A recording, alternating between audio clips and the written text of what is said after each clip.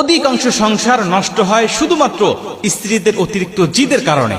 আপনি আমার কথা মানেন অথবা না মানেন, কিন্তু আমার কথা আপনাকে বিশ্বাস করতেই হবে, এটাই চিরন্তন সত্য। স্ত্রীদের অতিরিক্ত জিদের কারণে আজকে হাজার হাজার সংসারগুলো ভেঙে যাচ্ছে, প্রতিদিন শত শত তালাক হচ্ছে শুধুমাত্র অতিরিক্ত জিদ আর অতিরিক্ত বিলাসিতার কারণে।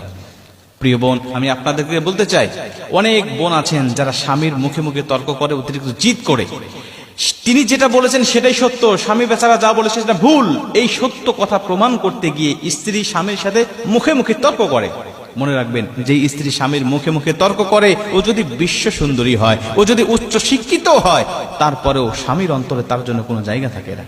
কিন্তু যদি কোনো মেয়ে, সে দেখতে ভালো নয়, চেহারা সুরত খুব বেশি একটা ভালো নয়, অতিরিক্ত শিক্ষিতও নয়, কিন্তু তার প্রতি স্বামী ভক্তি আছে। আল্লাহ যে বলেছেন, আর রিজালু কাওয়ামুনা আলান নিসা, আমি প্রতিটা স্ত্রীকে স্বামীর আনুগত্য করে দিয়েছি, স্বামীর আজ্ঞাবহ করে দিয়েছি, স্বামী যা বলবে স্ত্রীরা সেটাই শুনবে।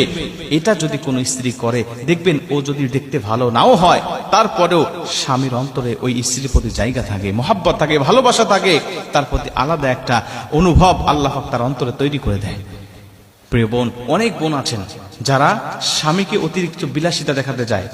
স্বামী ইনকাম করে হালাল ভাবে অল্প, কিন্তু তার এই অল্প ইনকাম হালাল ভাবে তার হয় না। সে বিভিন্ন অন্যান্য কলিগের সাথে সে তুলনা দেয়, তোমার অন্য কলিগ আছে, সে কত টাকা ইনকাম করে, তার স্ত্রী কত কাপড় চোপড়, কত গহনাগাটি, কত রকম বিলাসী জীবন যাপন করছে, আর আমাকে তুমি কি দিয়েছো?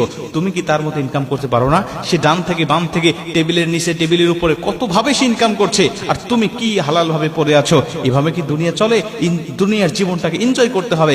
বিভিন্ন কথা বলে বলে স্বামীকে হারাম ইনকামের প্রতি উদ্বুদ্ধ করে। আর স্বামী যখন দেখে, না আমি তো হারাম পথে যেতে পারি না, আমি তো আল্লাহকে সন্তুষ্ট করার জন্য দুনিয়ার জমিনে কয়েকটা বছর আমি অতিবাহিত করছি, এই দুনিয়ার জীবনটাকে কাজে লাগিয়ে আমি আখিরাতের জীবনটা সুখময় শান্তিময় করব।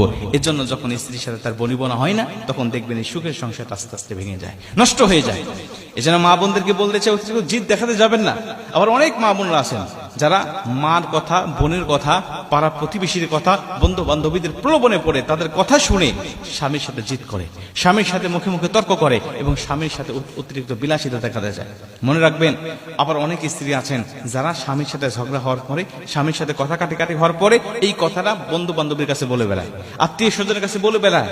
প্রিয় বোন, এই স্বামী স্ত্রীর মধ্যে ঝগড়া হবে, এটা দুদিন পরে আপনার মিলে যাবে, আবার এটা ভুলে যাবেন। কিন্তু যাদেরকে আপনি বলতেছেন, যাদের মাঝে আপনি প্রচার করছেন, তারা কিন্তু জীবনও ভুলবে না।